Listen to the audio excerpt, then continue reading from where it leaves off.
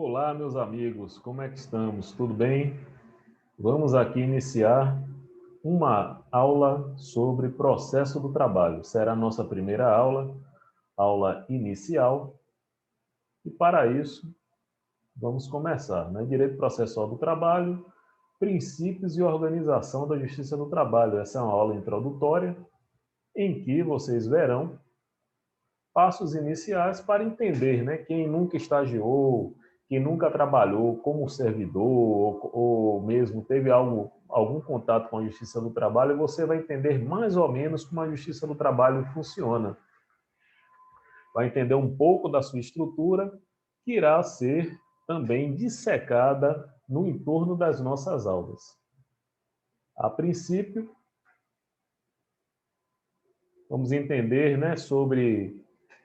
Claro que isso daí no âmbito da faculdade, você já entenderam o que é processo, o que é o conjunto de atos, o procedimento, vocês irão ver no entorno o procedimento que irá se adequar à Justiça do Trabalho, você verá procedimento sumário, procedimento sumaríssimo. O sumário praticamente existe, né? Mas muito pouco utilizado, ele foi absorvido pelo sumaríssimo. E, por fim, o procedimento ordinário, que é o que está mais em pauta.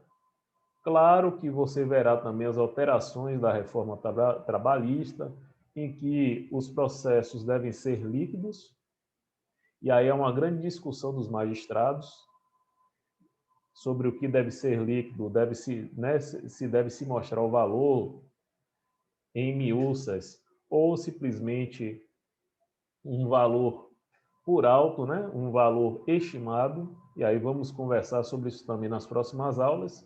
Isso é apenas para a mera introdução, sendo, né, que é um assunto que irá ser destrinchado aí ao longo das nossas aulas da melhor maneira possível, de uma maneira didática, de uma maneira simples, né, já que eu não gosto de ficar em muitas delongas, eu sou um cara muito prático e quero passar essa praticidade para vocês, se conseguir, né?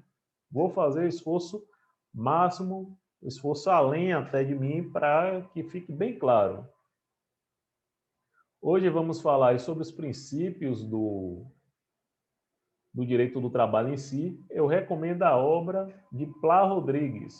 Pesquisa aí no Google, para quem tem, né? Mesmo em pandemia, mas vamos dizer aí que você tenha contato com alguma biblioteca, ou até mesmo tenha contato aí na Amazon, acha esse livro, né, de Plá Rodrigues, que fala sobre os princípios do processo do trabalho. E lá você irá destrinchar, irá verificar mais esmiuçadamente. A aula em si é apenas um norte. Vamos dizer aqui qual é a estrada. E aí, claro que a obra, né, o autor em si, ele jamais vai ser superado pela aula. Mas vamos seguir aí. Princípio protecionista, ou da proteção, conciliatório, princípio do dispositivo, princípio da oralidade, princípio da irrecabilidade imediata das decisões, princípio do juiz postulante e da identidade física do juiz. São princípios processuais e que regem o processo do trabalho. Alguns a gente confunde até com o direito material, que é o princípio protecionista, e outros vocês vão ver que tem peculiaridades com o próprio processo do trabalho. Vamos lá. Deixa eu ajeitar aqui, jogar um pouquinho mais para cima o nosso visor, para que a gente possa prosseguir. O princípio protecionista é bem parecido com o direito material.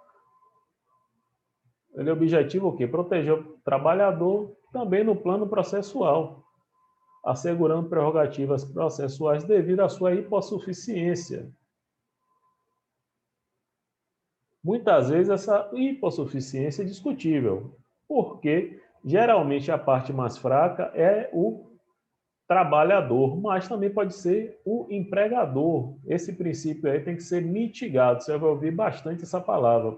Um exemplo que a gente pode dar Nessa situação atual aí, nesse período que eu não posso nem falar o nome para o vídeo não ser desmonetizado, mas nessa situação que todos nós sabemos, que começou lá num convite 19 e que se estende até hoje, e que houve, né, a falência de vários estabelecimentos. Alguns realmente não tiveram caixa, tiveram que fechar, e também podemos dizer que esse empregador ele está na situação de hipossuficiente. Então, nem sempre essa hipossuficiência vai ser romantizada e vai ser apenas passada para o trabalhador. Também existe a questão do empregador. Um exemplo, né, da hipossuficiência é a execução ex officio do artigo 878, que foi, né, súmula vinculante aí, 53 do STF. A competência da Justiça do Trabalho, prevista no artigo 114, inciso 8 da Constituição Federal, alcança também as execuções de ofício das contribuições previdenciárias relativas ao objeto da condenação constante das sentenças que proferir e os acordos por elas homologados. O que significa isso?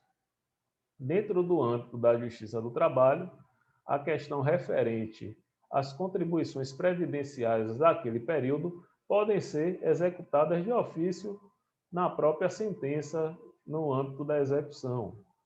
Ou seja, contribuição previdenciária, o juiz pode sim, dentro da relação de trabalho, não as que vêm além, né, além daquela relação de trabalho, pode ser discutida. As demais, o trabalhador terá que seguir em si, né, formalizar essa situação perante o órgão competente, que é a Previdência Social, e a mesma irá buscar o seu regresso. Mas vamos adiante. Temos também o princípio conciliatório. Os conflitos trabalhistas, tanto os dissídios individuais como os conflitos coletivos, estão sujeitos à conciliação. E a conciliação, é bom a gente dizer que é no início do processo, pode ser no meio do processo quanto no final. Em qualquer período do processo, a conciliação é válida. Ela é permitida em qualquer dos trâmites, tanto na audiência de conciliação, como na instrução, como também na fase de execução, na fase executória. Ela é permitida também ocorrer essa proposta assim de conciliação. Os momentos obrigatórios, como estamos mostrando aí mostrando dispositivo legal, é no artigo 846, que é na audiência inicial, ou após as razões finais que o magistrado, o órgão de justiça do trabalho, propõe mais uma tentativa de conciliação. Outra coisa, a concessão de liminar ou homologação do acordo constitui faculdade do juiz. Se o juiz entender que concessão de liminar para seguro-desemprego ou homologação de acordo extrajudicial, se ele julgar que não existem as obrigações, né? Podemos dizer assim, que às vezes foge as palavras, né? Vamos dizer assim, que os requisitos, chegou a palavra, que os requisitos não atendem à concessão de liminar, ou que os requisitos,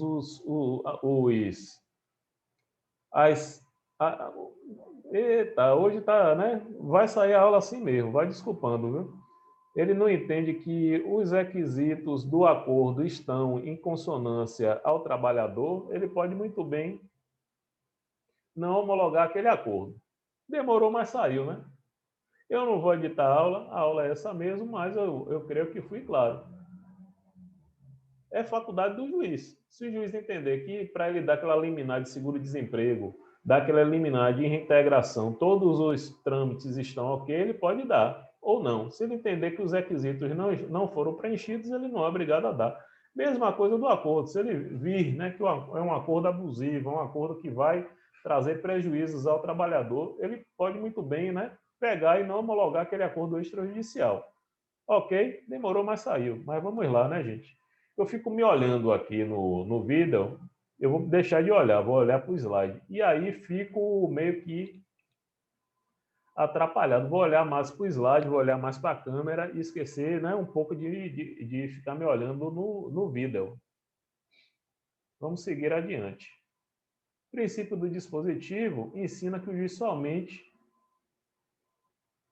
prestará tutela jurisdicional quando a parte interessada requerer. Ou seja, você que tem que mover a ação trabalhista, você que tem que fazer os pedidos ao juiz, porque senão ele vai ficar na inércia. Você que tem que provocar a jurisdição. Lembre-se do processo civil. A jurisdição tem que ser provocada.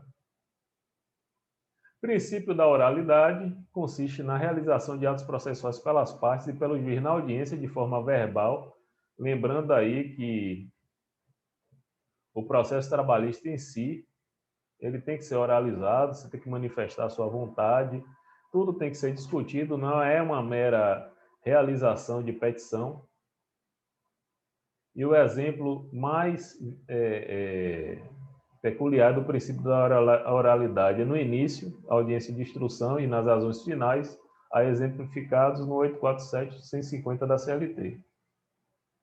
Outra coisa também, a decisão interlocutória, ela não é recorrível de imediato. Então, você vai ter que esperar a sentença para que você venha ingressar com qualquer tipo de recurso. Claro que existem situações que não dá para esperar uma sentença, a exemplo, né, de uma penhora a mais, aí cabe também um mandado de segurança, uma penhora integral do salário, aí você poderá utilizar o mandado de segurança, mas, em regra geral, as decisões interlocutórias, elas são irrecorríveis de imediato. Tem um princípio também do juiz postulante, que esse daí vem sido prejudicado pela reforma trabalhista, mas ainda existe no processo do trabalho. Inclusive, no meu passado, que eu falei um pouquinho sobre em que eu trabalhava no serviço público. E apareceu algumas pessoas procurando saber, né, como que elas poderiam ingressar na Justiça do Trabalho, se precisava de advogado, se precisava, se ela poderia entrar só ainda, apesar da reforma trabalhista. Eu esclarecia isso para eles, que poderia sim ingressar, inclusive entregava as varas de trabalho que funcionava ainda no Dispostulante. Mas isso hoje em dia está cada vez mais em desuso, porque a gente tem que ter um certificado digital para ingressar com as ações. São poucas varas que divulgam, que dão entrada em processos pelo Dispostulante. Mas mesmo assim eu entrego. Eu falo quais são as varas, eu não vou falar aqui em vídeo, né? Mas se me perguntar, eu digo sim quais são os juízes mais flexíveis. Mas se você for lá para o saguão da Justiça do Trabalho, o próprio servidor, o próprio atendente, sim, a turma da segurança, a turma da vigilância, vai dizer que você procurar um advogado. Aí eu recomendo mais você ir a um núcleo de prática jurídica gratuita, você que está precisando de um advogado gratuito, ou mesmo procurar um advogado particular da sua confiança, ou até mesmo recorrer ao OAB para procurar isso daí. Mas ele está sim presente, viu? Não foi prejudicado não pela reforma trabalhista. Vamos adiante. Súmula 425, falando sobre o alcance do dispostulante, lembrando que ele apenas alcança, né, as varas do trabalho e os TRTs. Ele não alcança, né, ação rescisória, nem mandado de segurança, nem recursos de competência do Tribunal Superior do Trabalho, que é o exemplo do recurso de revista. Ele não alcança o Tribunal Superior do Trabalho. Ele se restringe às varas e os tribunais regionais. Esse princípio da identidade física do juiz, ele foi bastante discutido. Inclusive, tem uma súmula 136, em que dizia que em que o mesmo não era aplicável à Justiça do Trabalho. Há uma grande discussão de gente que diz que é aplicável, gente que diz que não é aplicável. E assim, quem diz que é aplicável, ele vai utilizar como argumento o princípio da celeridade. Mas no âmbito de prova, no âmbito de concurso, você tem que olhar isso com bastante cuidado. Você tem que ver se a questão vai dizer isso. E é uma questão também bastante capciosa. Se falar que que de acordo a visão do STF, você vai dizer que não é aplicável à Justiça do Trabalho, inclusive irá argumentar celeridade. Mas, em âmbito da CLT, ele diz que o juiz que colher a prova é o juiz que deve proferir a sentença. Isso daí se confunde também um pouco com o processo penal. E é importante salientar que vocês têm que tomar um pouco de cuidado com isso. Então, se for de acordo com a CLT, você vai dizer que sim. E o juiz que profere que colheu a prova é o mesmo que vai proferir a sentença. Mas, se for na visão de acordo com o STF, você vai dizer, né, que o próprio STF entende que o princípio da identidade física do juiz não é aplicável à Justiça do Trabalho. Então, preste bastante atenção nisso. Se quiser, até volte à aula. Aqui vamos informar sobre a estrutura do Judiciário Trabalhista, o artigo 111, falando do TST, TRT, Juízes do Trabalho. Lembrando que essa ordem é do menor para o maior. O menor começa com os órgãos da Justiça do Trabalho, Juízes do Trabalho, passando para o âmbito dos TRTs e, finalmente, o TST.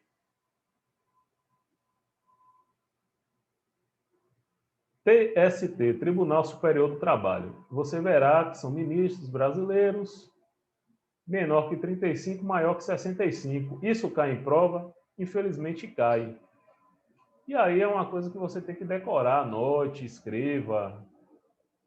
Quem tem memória visual, visualize. Quem tem memória auditiva, coloque na aula, grave você mesmo. Lembrando que é maior que 35 e menor que 65. E aí o TST é da onde vem as súmulas, as OJs. É importante você saber os órgãos que constituem o Tribunal Superior do Trabalho. Eu recomendo que vocês entrem no site, descubram sobre quem edita as súmulas, quem edita OJs,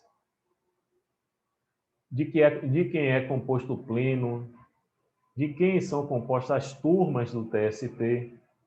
Tudo isso é importante para que você, mais adiante, tenha uma maturidade e que possa visualizar de maneira fácil a composição e em que constitui cada qual. E aí, claro, né, você pegando essa estrutura do TST, você vai passá-la também para os tribunais regionais do trabalho, que estão no artigo 115 da Constituição Federal.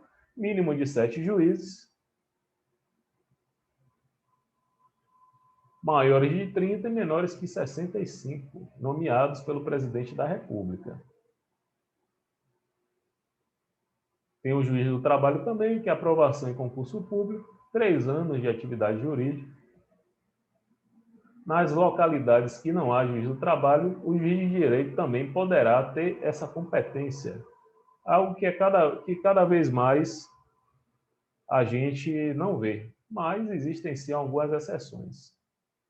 Se eu lembrar de algum, eu passo para vocês.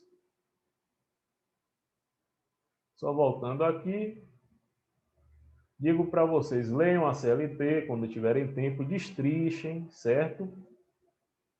Que isso é uma coisa que é bom saber. Inclusive, pode surgir alguma questão aí levada à prática, informando sobre a súmula, quem redige a súmula, quais são os pré-requisitos. Tudo isso daí pode entrar em baila de questão. E é importante a gente, mesmo que seja algo que não tenha tanta proteção, é bom a gente saber. Uma questãozinha para terminar, e aí você vai assinalar a incorreta sobre as seguintes questões. O princípio da identidade física do juiz é ou não é aplicável à Justiça do Trabalho? Acabamos de falar sobre isso. Compõe a Organização de Justiça do Trabalho, TRT, TST, juiz, varas do trabalho. Letra C. A parte não poderá fazer uso do juiz postulante para ajuizamento da ação cautelar na Justiça do Trabalho. Também falamos rapidamente sobre isso, sobre a utilização do princípio do juiz postulante. E, por fim, No processo do trabalho, em regra, as decisões interlocutórias são recorríveis de imediato. Então, esse quiz aqui foi uma revisão dos temas que tratamos em aula. Caso você tenha alguma dúvida, basta voltar atrás.